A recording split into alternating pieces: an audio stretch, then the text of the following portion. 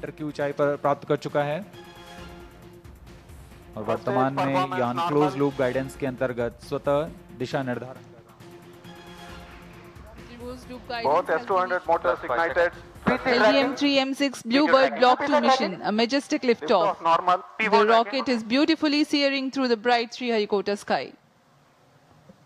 விண்ணில் பாய்கிறது பாகுபலி ராக்கெட். இஸ்ரோ வரலாற்றில் அதிக எடை கொண்ட செயற்கைக்கோள்களை ஏவக்கூடிய ஒரு முயற்சியை இஸ்ரோ முன்னெடுத்து அந்த பாகுபலி ராக்கெட் வெற்றிகரமாக விண்ணில் பாய்ந்து கொண்டிருக்கக்கூடிய அந்த காட்சியை பார்த்து கொண்டிருக்கிறோம்.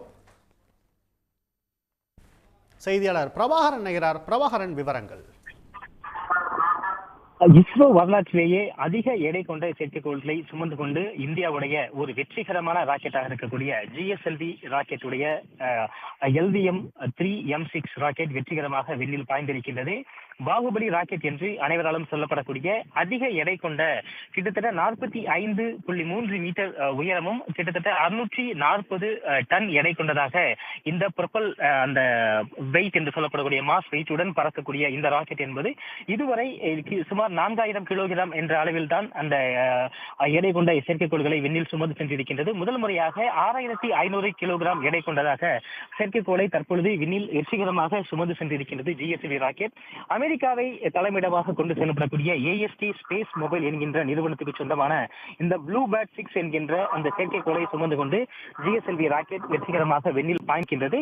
இதற்கு முன்னதாக இந்த AST ஸ்பேஸ் மொபைல் இந்த நிறுவனத்துக்கு சொந்தமாக இந்த மொபைல் கான்ஸ்டலேஷன் என்று சொல்லப்படக்கூடிய செல்போன்களுக்கு டவர் இல்லாமல் நேரடியாக செயற்கைக்கோள் மூலமாகவே சிக்னல்களை வழங்குவதற்காக இந்த நிறுவனம் என்பது பல்வேறு கண்டுபிடிப்புகளை தயாரித்து வருகின்றது. அதன் ஒரு பகுதியாகத்தான் இந்த 6 செயற்கைக்கோள்கள் தற்பொழுது அமெரிக்கா முழுவதும் அந்த USA முழுவதுமாக கவர் பண்ண அதாவது முழுவதுமாக இணைக்கக்கூடிய பகுதியாக இந்த செயற்கைக்கோள் என்பது இருக்கின்றது.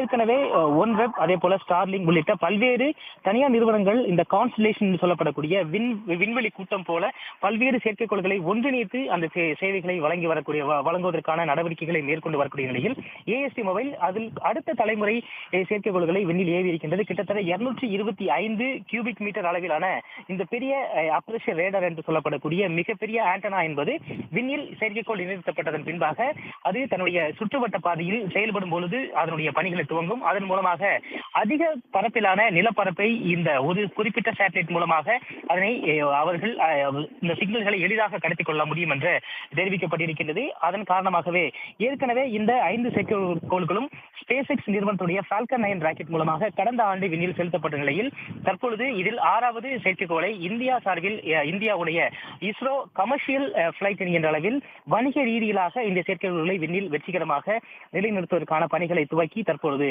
வெற்றிகரமாக GSLV ராக்கெட் சுமந்து சென்றிருக்கின்றது. மிக முக்கியமாக இதுவரை ஒரு 4000 கிலோகிராம் அளவிலான செயற்கைக்கோள்களை மட்டுமே விண்ணில் செலுத்தியிருந்த இஸ்ரோ தற்பொழுது 6500 கிலோகிராம் எடை கொண்ட செயற்கைக்கோளை வெற்றிகரமாக விண்ணில் நிலைநிறுத்தும் பட்சத்தில் உலக அளவில் மிக முக்கியத்துவம் வாய்ந்த ஒரு நிறுவனமாக இஸ்ரோ என்பது மாறும்.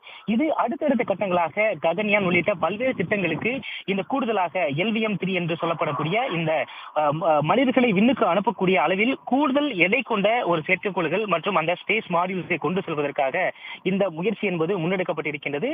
தற்பொழுது இஸ்ரோவுடைய LVM-3M6 ராக்கெட் வெற்றிகரமாக விண்ணில் செலுத்தப்பட்டிருக்கின்றது. 3வது கட்டத்தை கடந்து அது சென்று கொண்டிருக்கின்றது. சரியாக 942வது வினாடியில் இது வெற்றிகரமாக செயற்கைக்கோள் அதனுடைய சுற்றுவட்ட பாதையில் நிலைநிறுத்தப்பட இருக்கின்றது. பூமியிலிருந்து 520 கிலோமீட்டர் உயரத்தில் புவியுடைய தாழ்வட்ட சுற்றுப்பாதையில் இந்த செயற்கைக்கோள் நிலைநிறுத்தப்பட இருக்கின்றது.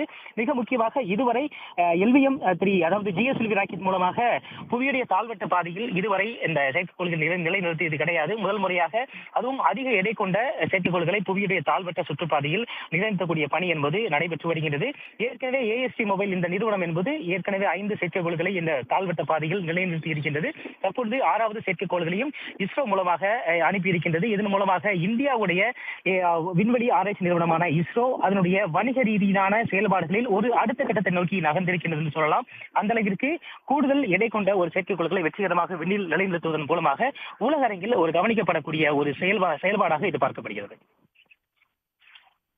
செயற்கைக்கோள் வழியாக தான் எதிர்காலத்தில் இணையம் அப்படிங்கிறது இருக்கும்போது அமெரிக்க நிறுவனம் இஸ்ரோவை நாடியதற்கான காரணம் என்ன? பல அமெரிக்க நிறுவனங்கள் இந்த இணைய சேவையை செயற்கைக்கோள் மூலமாக வழங்க முயற்சிகள் கொண்டிருக்கக்கூடிய சூழல்ல இஸ்ரோவின் மூலமாக இந்த ஏவுதலை ஏன் திட்டமிட்டாங்க?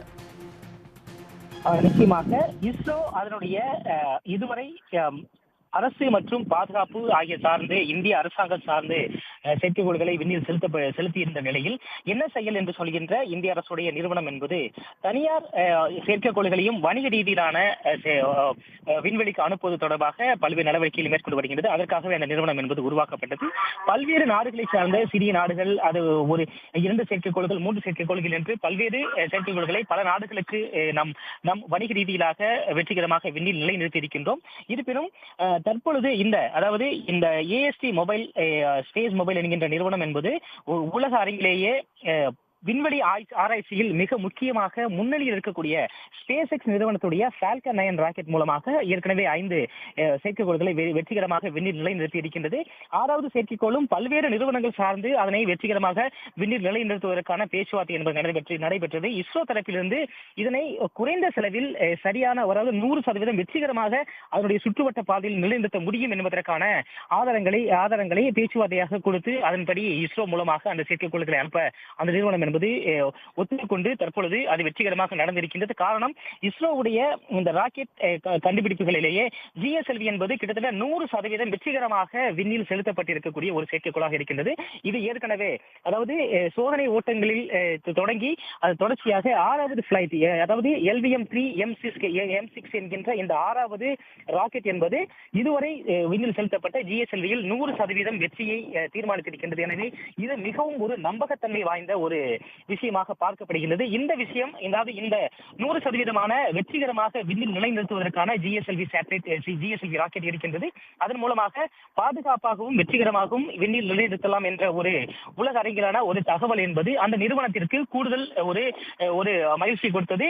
இதன் காரணமாக குறைந்த செலவிலேயே குறிப்பிட்ட அந்த லோ எர்த் ஆர்பிட்டில் முழுமையாக இந்த செயற்கைக்கோளை நிலைநிறுத்தலாம் என்ற ஒரு நம்பிக்கை கொடுத்திருக்கின்றது. அதே போல அடுத்தடுத்த கட்டங்களாக மிக முக்கியமாக சந்திரயான் 2 மற்றும் சந்திரயான் 3 என்று அடுத்தடுத்த கட்டங்களாக அடுத்தடுத்த தலைமுறைக்கான அந்த ஆராய்ச்சிகள் என்று பல்வேறு விஷயங்களில் இந்த GSLV மற்றும் இஸ்ரோவுடைய செயல்பாடுகள் உலக அரங்கில் பேசு பொருளாக இருக்கக்கூடிய நிலையில் இந்த குறைந்த செலவிலான சரியான 100% வெற்றியை கொடுக்கக்கூடிய நிறுவனம் என்கின்ற சார்பில் இஸ்ரோவிற்கு இந்த பொறுப்பு கொடுக்கப்பட்டு தற்பொழுது வெற்றிகரமாக செயற்கைக்கோள் விண்ணில் செலுத்தப்பட்டிருக்கின்றது. இன்னும் சில நிமிடங்களில் அது வெற்றிகரமாக விண்ணில் நிலைநிறுத்தப்பட்டதன் பின்பாக அடுத்தடுத்த கட்டங்களாக பல்வேறு நிறுவனங்களும் இஸ்ரோவுடன் இணைந்து கூடுதல் எடை கொண்ட செயற்கைக்கோள்களை விண்ணில் அனுப்புவதற்கான ஒப்பந்தங்கள் என்பது எதிர்காலத்தில் எளிதாகும் என்று இஸ்ரோ தரப்பிலிருந்து பார்க்கப்படுகிறது. தற்போதைய விவரங்களுக்கு நன்றி பிரபாகரன். அந்த ராக்கெட் ஏவுதலை பார்த்து கொண்டிருக்கிறோம், விண்ணில் சீறிப்பாயக்கூடிய அந்த காட்சியை பார்த்து கொண்டிருக்கிறோம். வெளிநாட்டவரும் பள்ளி மாணவர்களும் உற்சாகமாக அந்த காட்சியை பார்த்து கொண்டிருக்கின்றனர். உடனுக்குடன் செய்திகளை தெரிந்து கொள்ள சன் நியூஸ் பெல் ஐகானை கிளிக் பண்ணுங்க.